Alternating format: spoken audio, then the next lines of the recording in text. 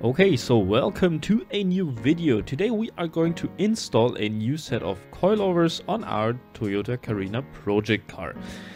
Maxpeedingrods helped us out massively with those coilovers because they were sponsoring that product. So while we are not obligated to say anything especially positive, I will give an honest review, or rather an honest install with some tips on what to look out for when you install those coilovers, because there can be some things, if you miss out on them, that you might encounter some problems.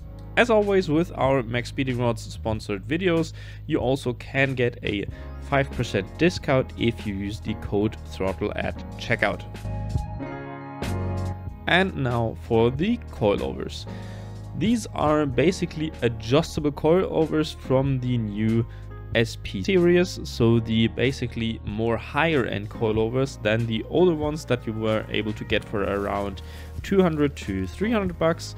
These are now a bit more expensive, so they are kind of in the lower mid-range price wise, but have a lot of features as the same as many high-end coilovers. So they have, of course, height adjustability, which is the usual thing you would expect from coilovers.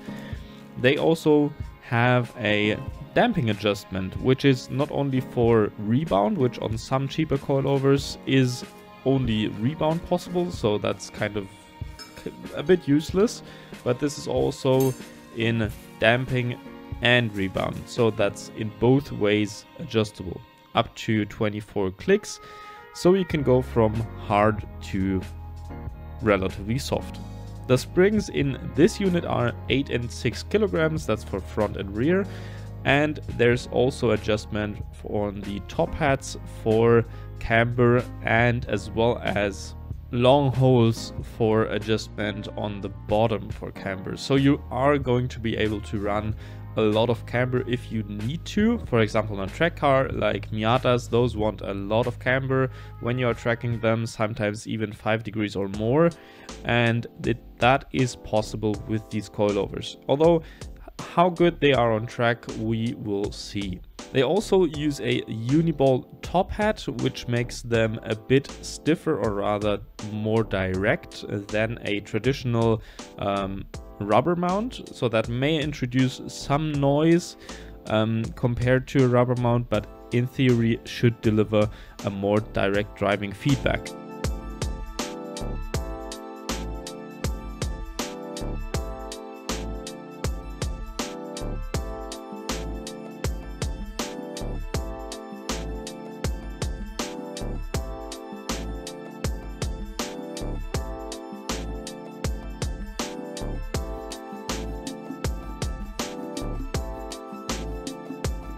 So, okay, we are going to disassemble now the stock coilovers, or rather the TEINs, which were installed in this car before, which were very, very hard. So I didn't really like the ride quality of these, so that's why I went for the Maxpeedingrods coilovers, which are hopefully going to be better.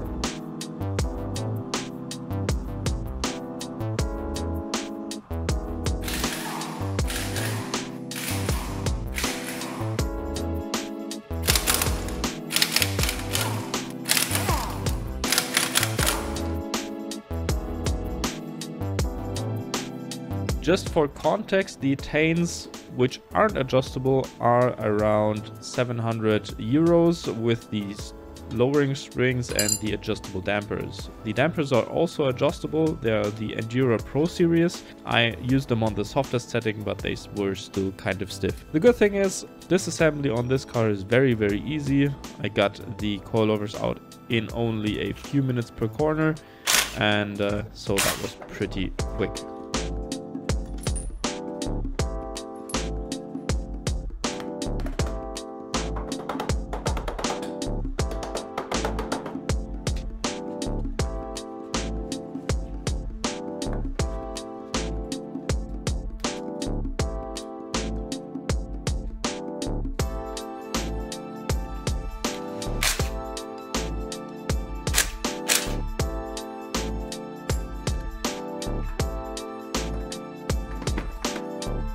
Looking at them side by side, obviously the Maxpeedingrods coilovers are quite a bit shorter if they are adjusted out of the box, so I would recommend adjusting them quite a bit higher, because otherwise you are going to be very, very low, and in this case it's not really possible in my application or in this car to go that low. To adjust them, you first loosen up the collar on the bottom and then turn the lower mount the way you want to. Do not adjust, I would not adjust the spring pre-tension, as that may lead to different driving experience or may lead to a more stiffer preload. You may have to adjust that if you want to do some other things, which I'm going to explain later or in the next video, but that's that for now. We are also making a bit more room for the wheels, because they tend to catch on like mounting tabs in the inner wheel arch, and we're just hammering those back so that does not happen and I don't rip off my fenders.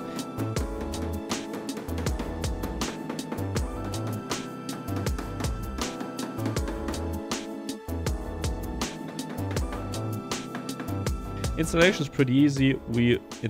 Before this clip, we just put in the top 3 nuts, and then I'm adjusting it down a bit so that we have some more room. As it is, just 2 bolts at the bottom.